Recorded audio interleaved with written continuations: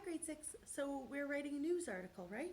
So what's the important thing when we're writing a news article? We've already learned about the pieces of a news article. We've already learned about interviewing somebody for the news article. And we've looked a little bit about the planning stage of a news article. Before you begin to write, though, it's really important to talk about what kind of language we're going to use when we're writing a news article. So the kind of language that we use when we're writing a friendly letter is going to be a lot more casual than the kind of language that we're going to use in a newspaper article. When we write a friendly letter, we can sometimes use really casual language like, hey boy, or how's it going, or nice to see ya.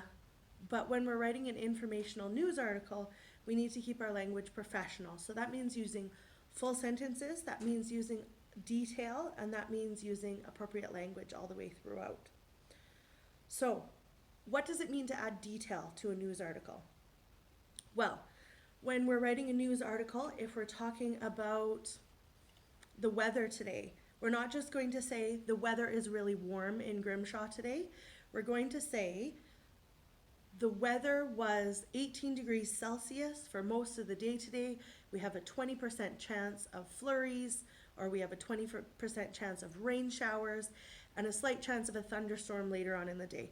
So what that means is that when we are speaking, not only did we include the general temperature, it's warm, we also included the details, the informational details that allow the reader to know exactly what warm means when we're talking about it. The other thing is that we're going to use professional language. So again, if we're talking about the weather, if we're writing an article about the weather, we might say 18 out of the last 20 days were warm for Grimshaw, and that means that it was higher than seasonal average.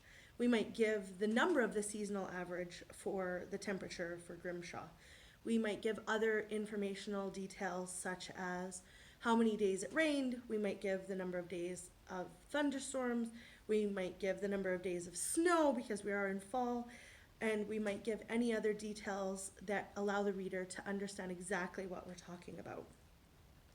If we're talking about a different kind of news article, like say we're writing about the price of rice in China, we're going to write about how many people buy rice. We might write about how much rice costs per pound. We might talk about how the price of rice has increased over the last little while. And we might talk about how the price increase has affected people in China. So the more detail that you can give the reader, the more engaged they're going to be in your article, and the more interesting your article is going to be. And that's what's going to make it a grade 6 article. The last part that's really important when you're writing your newspaper article is you need to make sure that you have proper grammar and you have punctuation and that you have full sentences and that you have capital letters and all of those other conventions that we've been talking about. So when you go through your article, you're going to make sure that every single sentence has a capital letter at the beginning of the sentence. You're going to make sure that your sentences make sense. Just because you need a certain number of sentences doesn't mean that you can just stick a period into the middle of your sentence and call it a day. A sentence is a complete thought.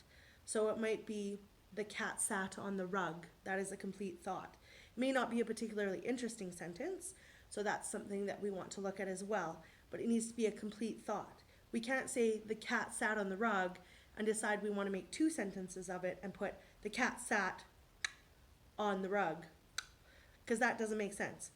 You may have 2 amounts of punctuation there, but you don't have 2 complete sentences. The same goes with commas. When we're reading something out loud, a general rule is that a comma goes in every place you want to take a breath. So if I'm reading something, the cat sat on the rug, I'm not going to take a breath. But if I want to say, the large brown cat sat on the rug with Cheetos and sardines in his mouth. Oh, I'm running out of breath. So clearly I need to put in a comma or something in there. So I need to break that up in a way that actually makes sense. So when you're reading it out loud, look for the places where you take a breath or the places where you're making a list. Every time you make a list, the cat was white, comma, fluffy, comma, black-footed, comma, missing a tail, comma, ready to scratch me, comma. You're going to put a comma in between all the pieces of your list. The last part about complete sentences and punctuation and all of that fun stuff is that when you are writing and you add detail and all those things, you just need to make sure that those complete thoughts make sense and that they're in a good spot, and that your paragraphs are a complete set of thoughts. So they have kind of a beginning idea and an end idea. For this article, each paragraph has a specific purpose. And you're going to go through, and once you write it completely once, you're going to look it over. You're going to have a friend look it over. You're going to edit it, and you're going to make it even better, because that's what good writers do. Grade 6, let's get started.